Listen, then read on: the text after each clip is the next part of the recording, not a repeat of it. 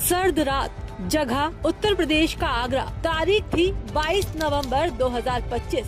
शहर सो रहा था, लेकिन ट्रांस यमुना के एक घर में मौत की साजिश बुनी जा रही थी। एक तरफ पत्नी के जन्मदिन का जश्न था, मोमबत्तियां जल रही थी, तो दूसरी तरफ एक इंसान की सांसें बुझाने का सामान तैयार हो चुका था। किसी ने सोचा भी नहीं था कि जिस दामाद को खुशियों के बीच बुलाया गया है, उसे मौत का जाम पिलाकर विदा किया जाएगा। 4 महीने तक ये राज दफन रहा, लेकिन कहते हैं ना, अपराधी चाहे कितना भी शातिर क्यों ना हो, कानून के हाथ उसकी गर्दन तक पहुंच ही जाते हैं। कहानी शुरू होती है यतेंद्र पाल से, एक आम इंसान जो फैक्ट्री में मेहनत कर अपना घर चलाता था। 3 साल पहले उसकी शादी फाउंड्री नगर की तनु से हुई। अरमानों के साथ शुरू हुआ ये रिश्ता जल्द ही विवादों की भेंट चढ़ गया। अनबन इतनी बढ़ी कि तनु अपना घर छोड़कर मायके रहने लगी। 22 नवंबर को तनु का जन्मदिन था। यतेंद्र को लगा शायद ये मौका रिश्तों की कड़वाहट को खत्म कर दे। वो सुलह की उम्मीद लेकर पत्नी को विश करने ससुराल पहुंचा। पत्नी के साथ केक भी काटा, लेकिन उसे क्या पता था कि आज का दिन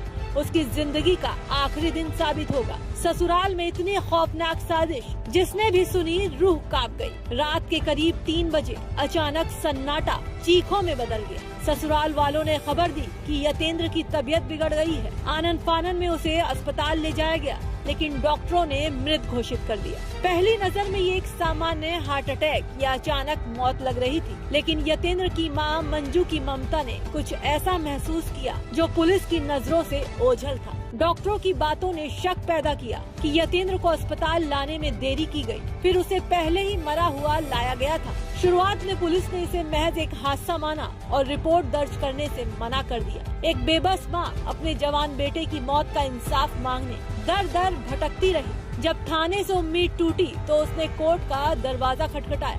मां की जिद रंग लाई और 5 जनवरी को कोर्ट के आदेश पर मुकदमा दर्ज हुआ। जांच की आंच बढ़ी और केस कमला नगर थाना पुलिस को ट्रांसफर कर दिया गया। पुलिस ने एक चालाकी की थी। पोस्टमार्टम के समय यतेंद्र का विसरा सुरक्षित रख लिया था। यही वो चाबी थी जो इस बंद केस का ताला खोलने वाली थी। 16 मार्च को जब FSL की रिपोर्ट आई तो पूरे आगरा पुलिस महकमे में हड़कंप मच गया। रिपोर्ट ने चीख चीख कर कहा कि यतेंद्र की मौत प्राकृतिक नहीं, बल्कि उसके शरीर में सल्फास नाम का घातक जहर था। अब शक की सुई सीधे पत्नी तनु और ससुर महेंद्र पर टिक गई। पुलिस ने जब उन्हें हिरासत में लेकर कड़ाई से पूछताछ की तो जुर्म की परतें उखड़ने लगी। ससुर ने कबूल किया कि जन्मदिन की रात फिर से झगड़ा हुआ था। दामाद को रास्ते से हटाने के लिए ससुर महेंद्र खुद सल्फास लेकर आया और चुपके से शराब के गिलास में मिला दिया। यतेंद्र ने जिसे जश्न का जाम समझा, वो उसकी मौत का पैगाम था। पत्नी ने अपने पति को तड़पते देखा पर खामोश रही। पिता ने कातिल की भूमिका निभाई और बेटी ने गुनाह में साथ दिया।